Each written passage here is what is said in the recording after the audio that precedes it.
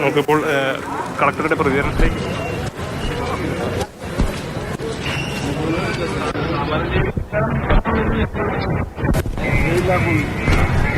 നമ്മൾ തീർച്ചയായിട്ടും ഇതിന് നമ്മൾ പ്രാഥമിക ലെവലിൽ നിൽക്കുന്നേ ഉള്ളൂ.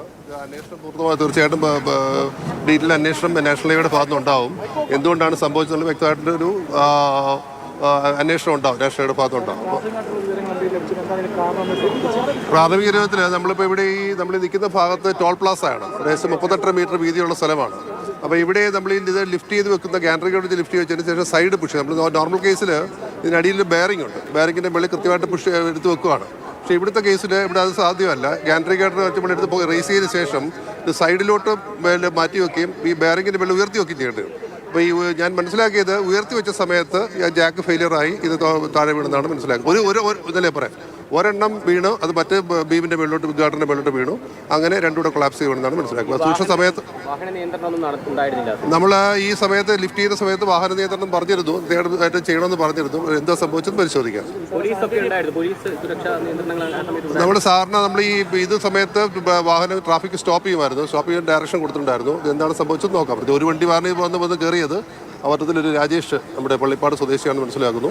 അദ്ദേഹത്തിൻ്റെ ബോഡി ഇപ്പോൾ ജനറൽ ഹോസ്പിറ്റലിലോട്ട് മാറ്റിയിട്ടുണ്ട്.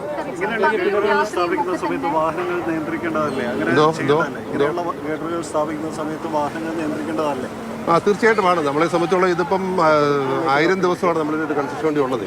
ഇവിടെ 2700ഓളം ഗാർഡേഴ്സ് സ്ഥാപിക്കേണ്ടിയിരിക്കുന്നു. അപ്പോൾ നമുക്ക് ഡേ ആൻഡ് നൈറ്റ് ഫുൾ ഇവിടെ വർക്കുകൾ ഡേ ആൻഡ് നൈറ്റ് നടന്നുകൊണ്ടിരിക്കുകയാണ്.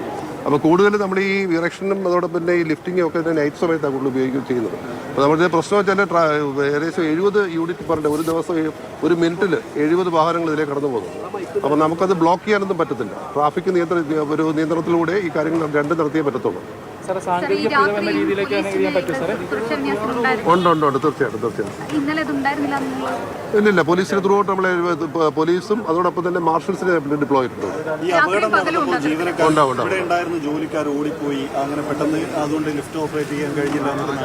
അല്ല, അത് സ്വാഭാവികമല്ലേ, ആൾക്കാർ ഭയപ്പെട്ടു പോയത്. ഇങ്ങനെ ഇത്രയും വലിയ സംഭവം ഉണ്ടാകുമ്പോൾ സമയത്ത് സ്വാഭാവികമായിട്ട് ഭയപ്പെട്ട് മാറിക്കാണും. പക്ഷെ അവർ തിരിച്ചു വന്ന് ഉയർത്തി ബോഡി മാറ്റുകയും ചെയ്തിട്ടുണ്ട്.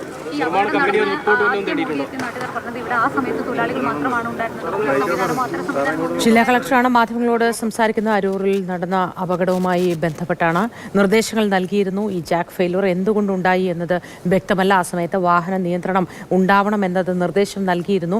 പോലീസിൻ്റെയൊക്കെ സാന്നിധ്യം ഉണ്ടായിരുന്നിരിക്കണം എന്നാണ് ജില്ലാ കളക്ടർ പറയുന്നത്. അത് കൂടുതൽ വിശദമായി അന്വേഷിച്ച ശേഷം അറിയിക്കാം എന്നും പറയുന്നുണ്ട്. ഇനി ഏതൊക്കെ കാര്യങ്ങൾ അറിയിച്ചാലും ഒരു ജീവനാണ് പൊലിഞ്ഞു പോയത്, നഷ്ടപ്പെട്ടു പോയത്, ആരുടെയൊക്കെയോ അശ്രദ്ധയിൽ അല്ലെങ്കിൽ അലംഭാവത്തിൽ പൊലിഞ്ഞു പോയത്. ഇനിയും എത്ര നാൾ നമ്മുടെയൊക്കെ നാട്ടിൽ ഇതുപോലെയുള്ള സംഭവങ്ങൾ ആവർത്തിക്കും? എത്ര തവണയായി നമ്മളിതൊക്കെ പറഞ്ഞു മടുത്താലും ഇവരൊക്കെ വീണ്ടും ഇതൊക്കെ തന്നെ ചെയ്തുകൊണ്ടിരിക്കുന്നു. നമ്മുടെ സംവിധാനങ്ങൾ മാറുന്നു.